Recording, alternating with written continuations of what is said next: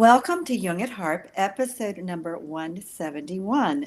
What is meaningful music making?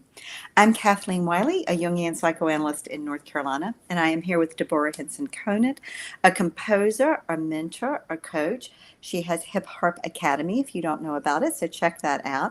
We both play the harp, and that's why we call this Jung at Harp.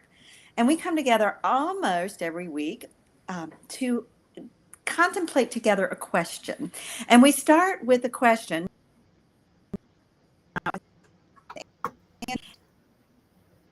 and we invite you to join our conversation on the platform that you are watching on if you're joining us. Went out and came back. Yeah.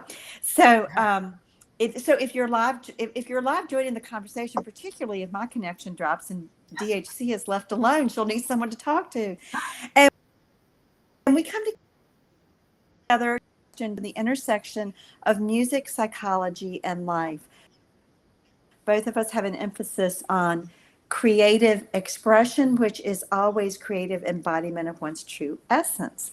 So, Deborah, do you want to say more about meaning and why we chose this topic? Yeah. And I wanted to say before we even start that one of the things that I discovered in exploring meaning in music this week was that meaning happens between people. Well, it can happen in ourselves and between people as well. But when we're playing for others, that meaning happens between us. And I realized that there's a kind of embodiment that happens between us. So, for example, I was telling you, I grew up not listening to music in concerts. It was always in my home.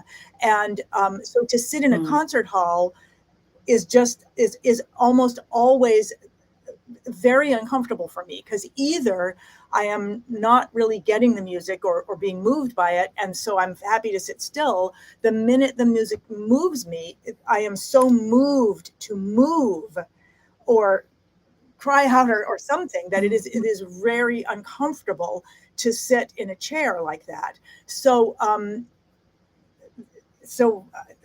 either way, I'm not really happy in a concert hall. And that has nothing to do with meaning necessarily, other than that there's an embodiment that happens. There's a connection, a real connection that happens when people are making music, when it's meaningful, either to the person themselves or to others. And this came up because I was exploring first principles of a bunch of things this week with AI, and I put in a bunch of first principles. I like, what are the first principles of dance improv? What are the first principles of theater improv? What are the first principles of integrating with a prosthetic? I was just asking AI for all the first principles of many different things that I think are related to how I engage with the harp, which is the physical engagement with the harp. And I wanted to just understand where the meaning was. Well, I wasn't even sure what I wanted to find out at first. I was just curious where was the intersection in these things? And at one point, AI was talking about the integration of prosthetics, which has always been really interesting to me, because I wear my harp and I get that my integration with the instrument is like being integrated with a prosthetic. And there's a certain point at which we start to feel, and people have often said to me, it's like the instrument is part of you. So at one point, AI said something about first principles of integrating with a prosthetic include meaningful activities versus just executing movements. And I was like, whoa, what is a meaningful activity? And so a meaningful activity is if I pick something up, if I'm not just, this is not necessarily a meaningful activity, but this is a meaningful activity. I'm engaging with something.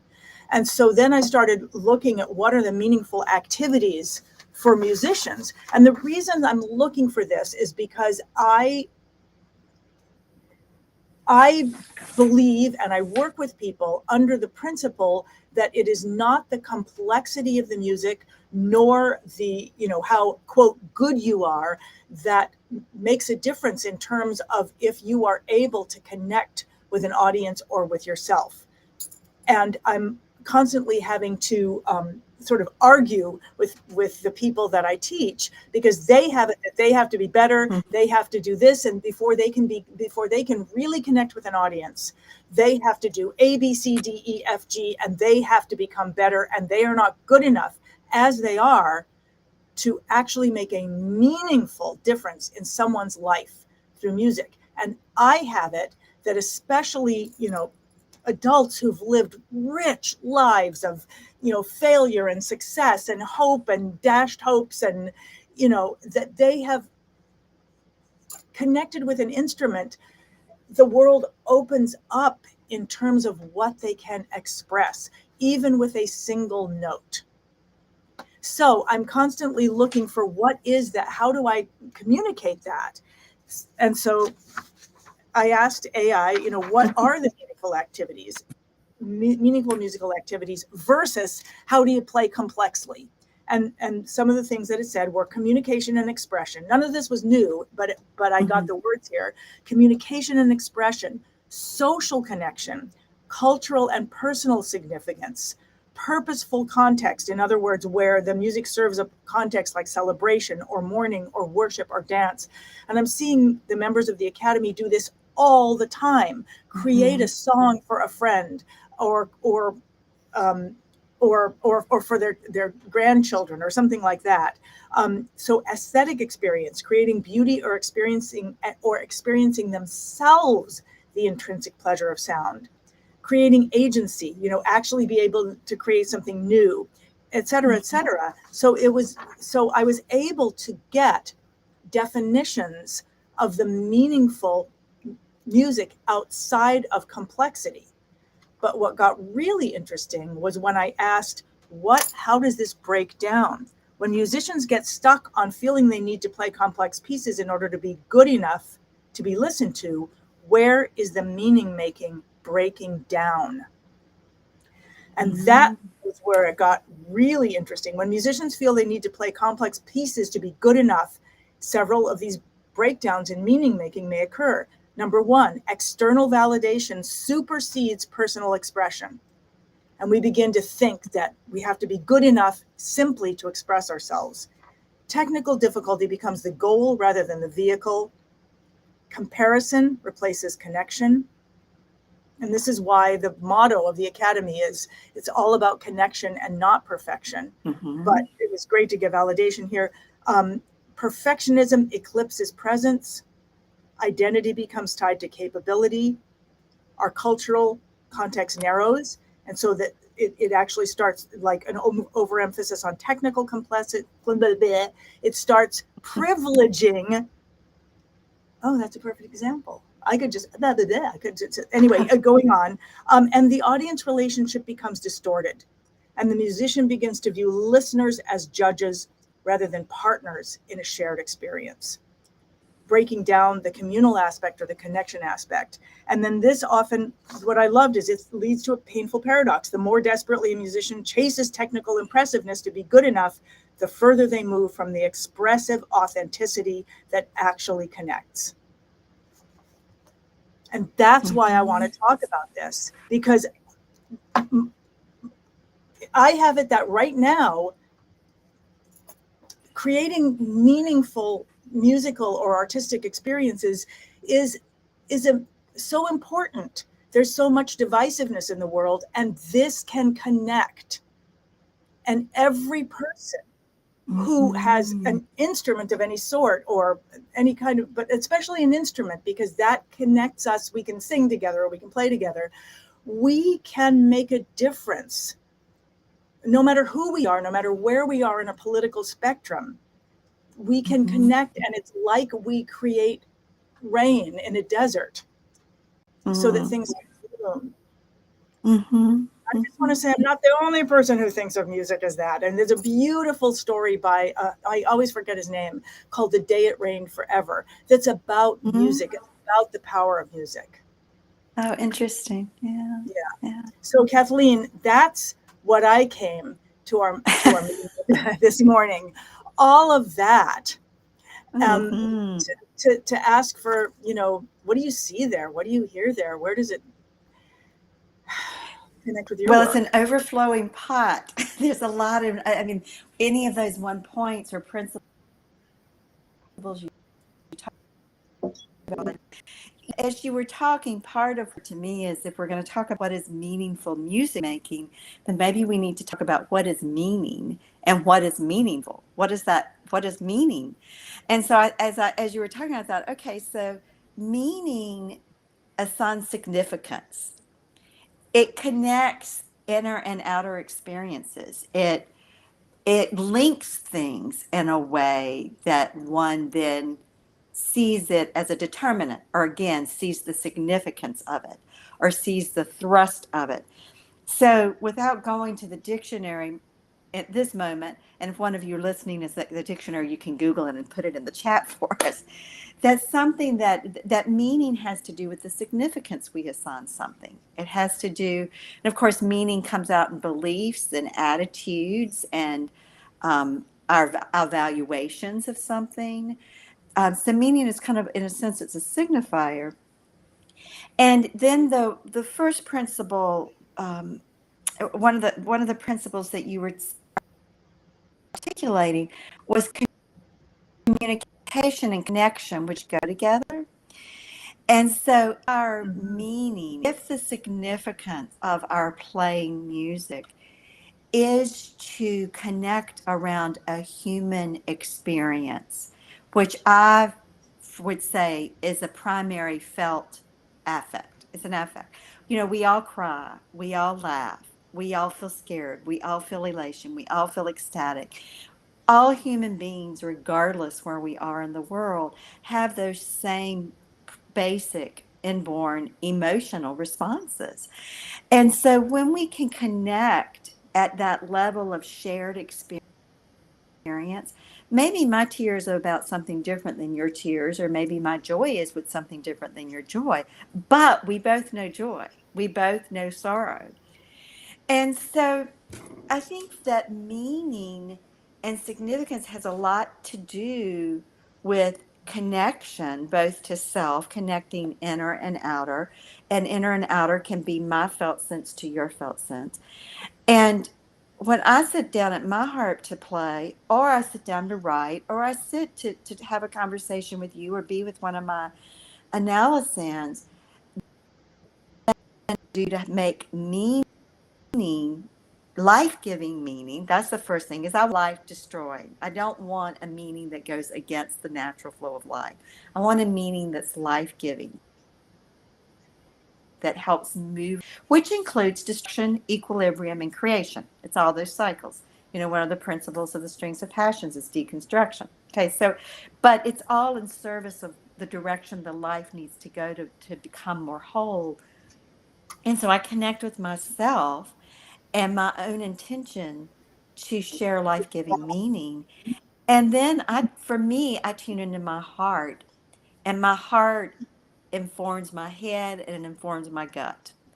It's like I want those three energy centers to be in sync and alignment with the larger me, the me that knows that I'm a single speck of light on this earth, but I'm also a speck of light with all these other specks of lights, and together we make one great big light. You know, so so those are some of my initial responses. I mean, there was so much in what you said that we could unpack, but I think when I think of meaningful music making, I think of what's the significance? What is the determinant for what I'm doing? And then for me, that goes back to communication and connection.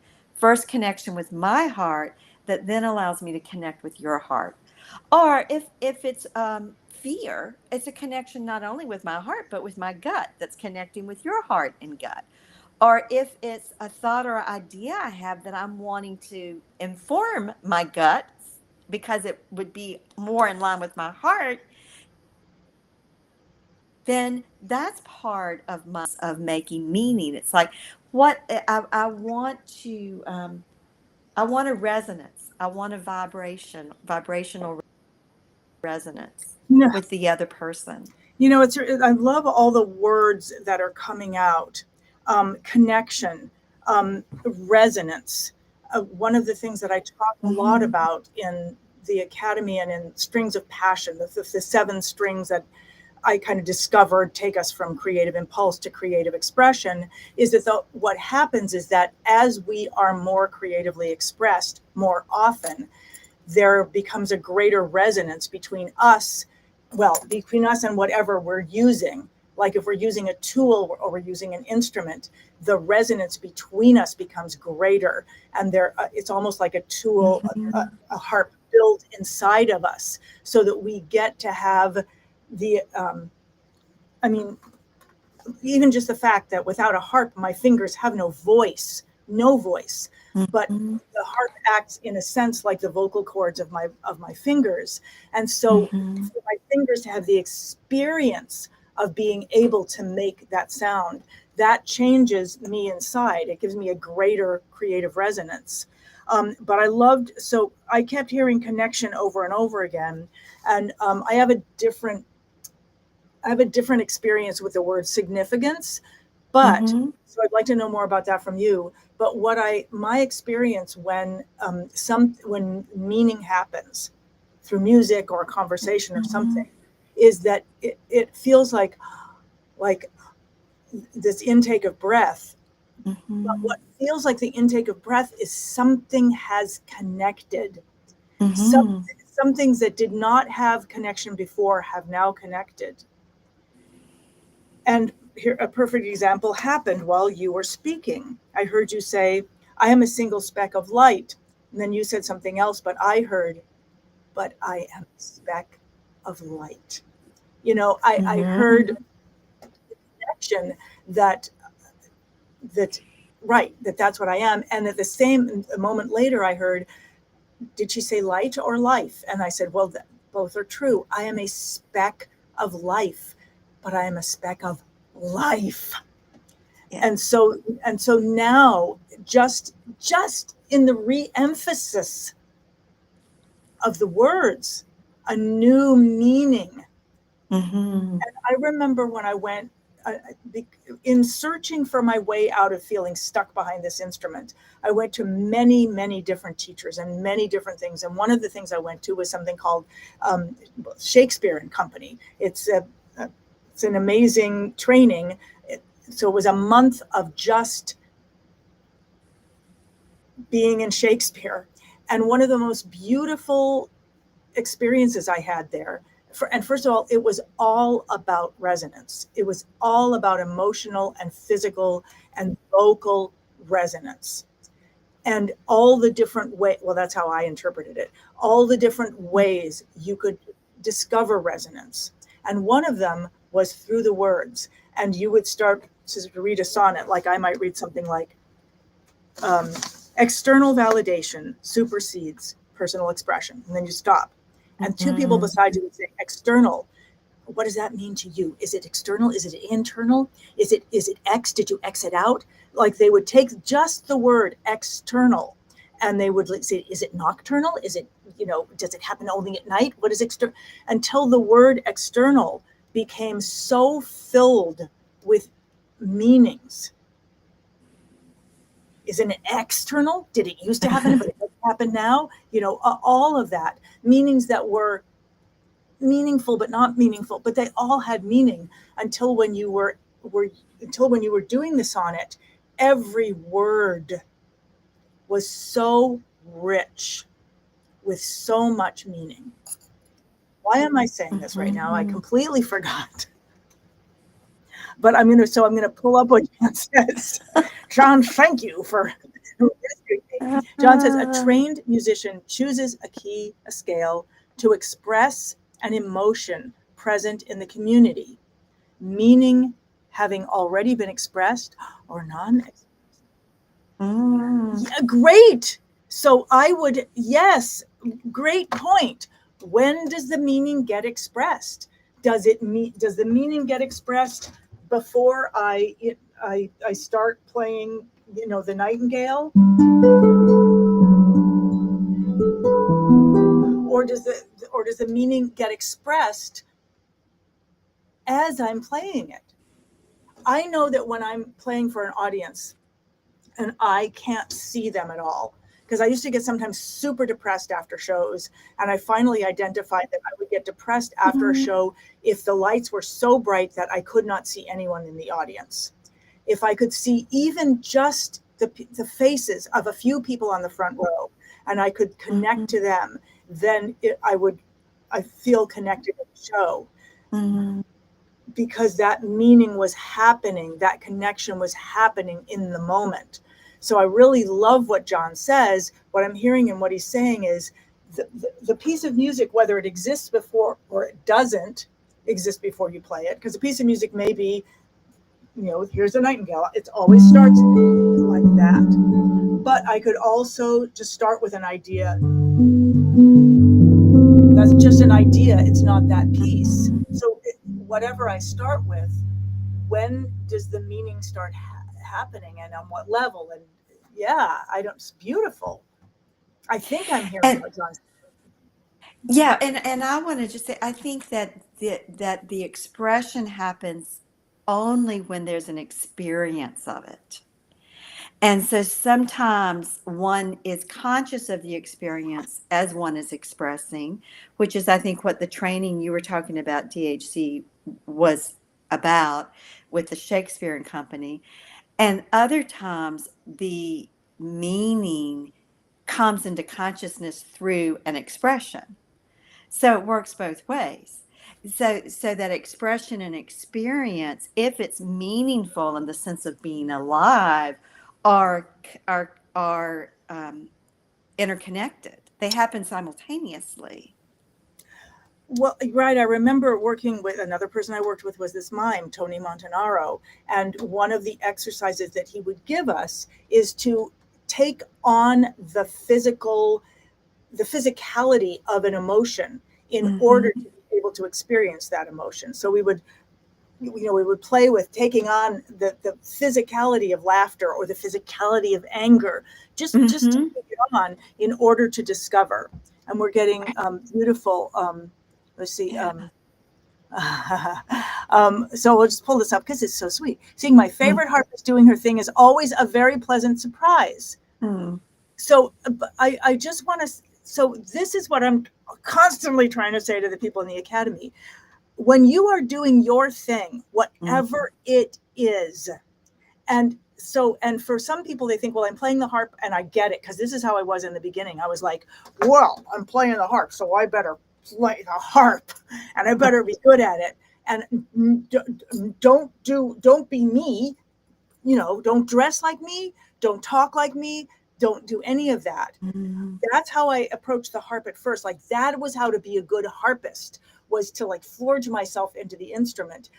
And yet over years, and I see other, people in the Academy thinking they have to do that. Whereas in fact, what Ron said is what we feel when we see somebody being them.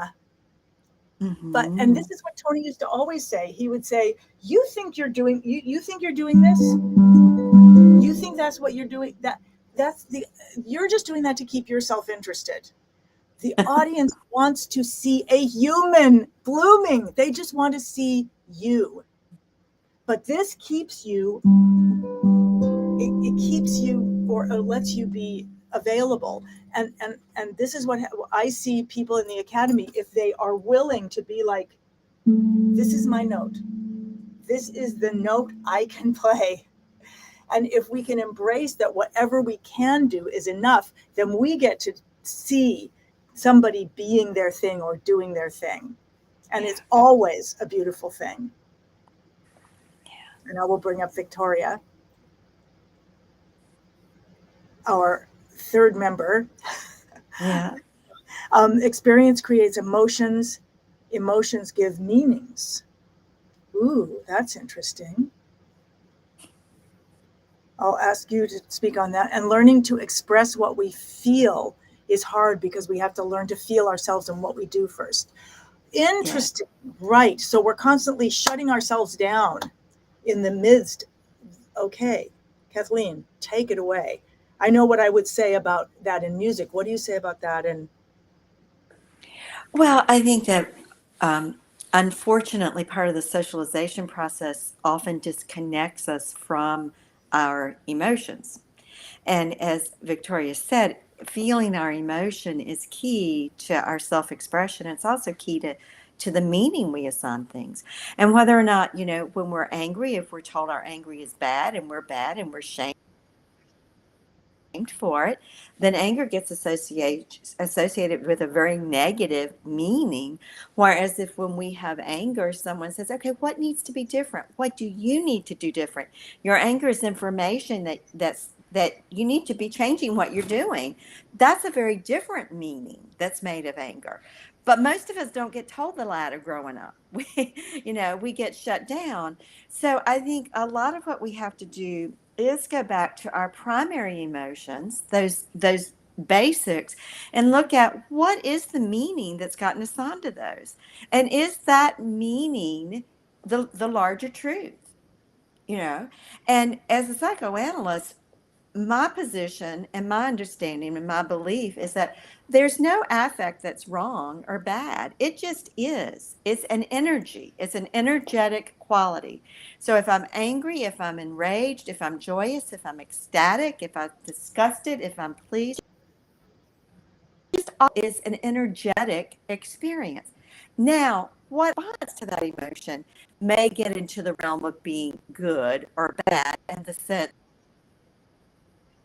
that it hurts me or hurts someone else, or it's again, it destroys something that needs to be built up, or it builds up something that needs to be destroyed. But the emotion itself is energy. It's psychic energy.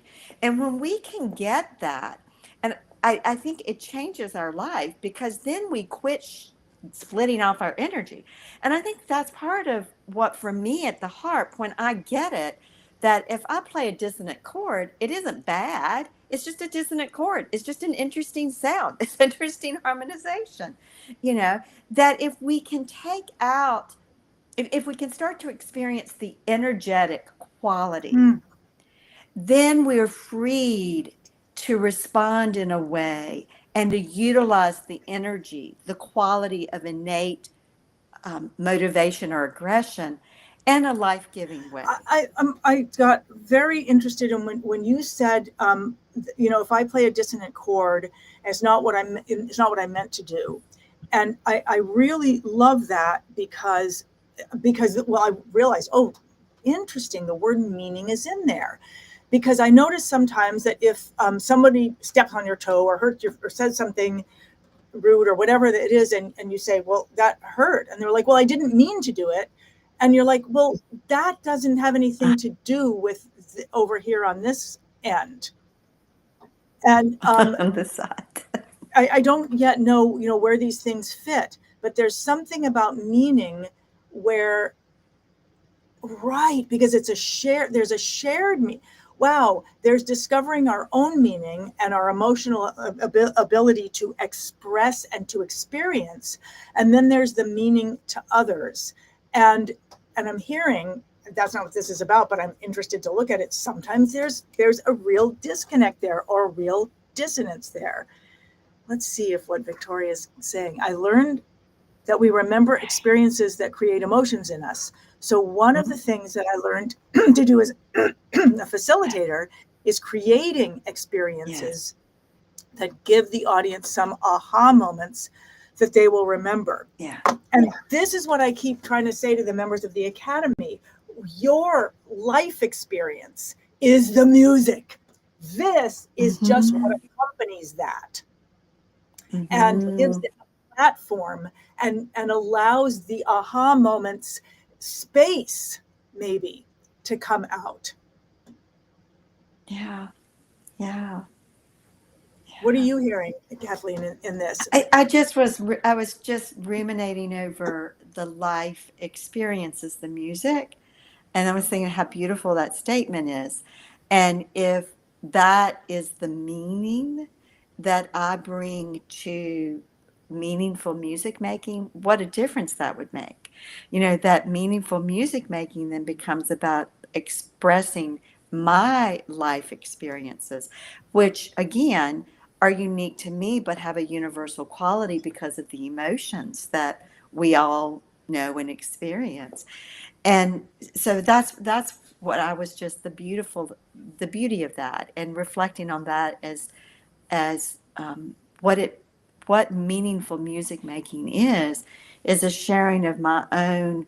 I'm going to use the word felt sense that Gendlin out of University of Chicago used, sharing my felt sense, my life experience, and that's meaningful music making, regardless of the notes or the chords or the harmony Right. or the disharmony or the tune I'm playing or whatever. Yeah. Right. Right. And for me, that's what I want to hear. I'm not really interested in hearing you execute something Right. that somebody else did, even if you did it better than anybody else ever did. I want to Right. hear, I want to learn about life Right. from you. And I just want to say two things about that. One is that I heard there was an instrument once called the monochord. That was like the first instrument. It's a harp with one string or whatever it was. And I was always like, what? That must have been a bad time in the world. But the monochord can do so much. You can do so much with a single chord. I'm not going to explore it right now, but I would love to someday. But I keep remembering the experience of one of the members of the Academy, Monica, who came to the harp very late in life. I don't think she'd done any music other than that. I'm not sure. And like everybody else, there was that sense of the needing of complexity. And then one day she was just like, never mind. She heard something. I give snippets at the beginning of every class. So I'll just give like, look at this. Look how cool this is. Okay, that's a cool thing. Play with it. Here's how you build it. I just show people how to build it. Okay, what can you do with this? Where do you want to go with it? Or how can you play it? She heard one and she was like, I love that one. That's all I'm going to do. I'm going to play that thing, and that's my thing. And so she closed out everything. She allowed herself that was her universe of music for now. And she allowed herself to love what it was in its simplicity and to play with it. And then, after a month or so, she actually, submitted a video and let us see it. And it was just beautiful. You could see someone playing in mastery, because you could see her exploring what she was doing in the moment. And therefore it was exquisite. So what am I saying? Okay, I see that we've got a nice, really, a very juicy, we may not be able to see the whole thing, but Connie I'll read the whole thing. My husband created the drive for me to learn. His desire of buying a harp was to fulfill a 40-year promise. Okay, so and getting me one, I felt I had to learn before he passed away. The fulfillment of pleasing him gave me drive to continue. This was my purpose for the moment. To continue, it was important for me to make a deep connection with the harp community, to generate the desire to stay with the harp. Just recently he passed. I'm so sorry, Connie. And I'm so glad that you were able to have this connection and continue to have this connection. He recently passed, and I found my drive was extinguished. However, the desire is still there because I kept the connection. I am in a pause because the drive died. However, I may return because I'm keeping the connection. Yeah. And I would say to you, there have been times in my life when something so deeply important to me, for whatever reasons, has seemed like it was completely extinguished, like The Golden Cage, which I started writing when I was 19, finished 3 years ago. There were many years where it extinguished, and yet what I discovered, first of all, thank you so much for sharing that with us, and the vulnerability of and honesty of sharing it. And I want to say that having done it, it is living. The piece was living within me, even when it seemed like it wasn't there, and it was developing and expanding. And so I'm so happy that you're keeping the connection, and that you're keeping the connection with us through this. And thank you so much for sharing that. Kathleen, did you want to add to that? And I know we're having connection problems with Kathleen, but don't worry about it. because we can hear her, and I love it because it just gives a slightly different flavor to some of the things that she says, and it lets me sit and kind of wait for her. Yeah, Kathleen, what do you want to say? I think the connection dropped and came back. Yeah. Um, yeah, and so, and I think that um, the desire of connection is what I want to pick up on, and I'm aware we're going to have to close our conversation for today here in a minute. But sometimes other people carry something for us until we can carry it for ourselves. And the connection is the key to being able for that energy that they carried for us to come back to us. And I'm imagining, Connie, that you will probably find a new desire, let me say it different, a new expression, what that means to you, that drive and that desire, I think will come back into you in a way that is about you and a new connection to yourself and the harp and to your husband's spirit, which is still very much alive for you, I'm sure. And our willingness to allow meaning to change throughout the life cycle is part of the key to living fully and embodying our essence in every life. Because the meaning we assign to something when we first start playing the harp, the meaning that I assign now are very different. And my motivations or drive for learning initially is very different from my drive now for studying and taking lessons. And that meaning changes, and that what matters is that we follow that thread of our heart connected to our head and connected to our gut, and then it moves us forward. Yeah. So Wow. that's my I mean, parting thank you. thought, actually, is to let Yeah, I'm meaning really change. hearing Yeah. oh gosh, I'm hearing that the sound of connection is resonance. When things are connected, Yeah. they have resonance. And I just want to thank you for this conversation, Kathleen, and thank you for everybody who took part of it. And John is saying, thank you for Yeah. carrying, I'll just pull this up and then I accidentally put it down again. John was saying, I'll pull John up and then Victoria, thank you for carrying meaning for us. Mhm. Thank you for that image is so beautiful. And Victoria Mhm. says, I love what you do because you help cultivate connections. It's so easy to fake connections in a digital world. I realized that truly connecting takes more than a link. It takes Yes. courage, Yes. and it is an investment to make on each other. Wow. Victoria, thank you. Yeah. What a perfect closure for this. And just this is why we're on this platform, is to be able to have this connection in this conversation, regardless of the fact that it sometimes gets the connection gets dropped. And I just want to say that this is episode 171, and after 170 episodes, we are finally putting this into video audio podcast form, and we would love to have you go listen to it on jungatarp.com and let us Mhm. know how the podcast version is sounding to you before we put it out there in the world. And thank you so much for all of this. I hope we see you many, many, many more times. And Kathleen, thank you so much. Okay. Bye for now.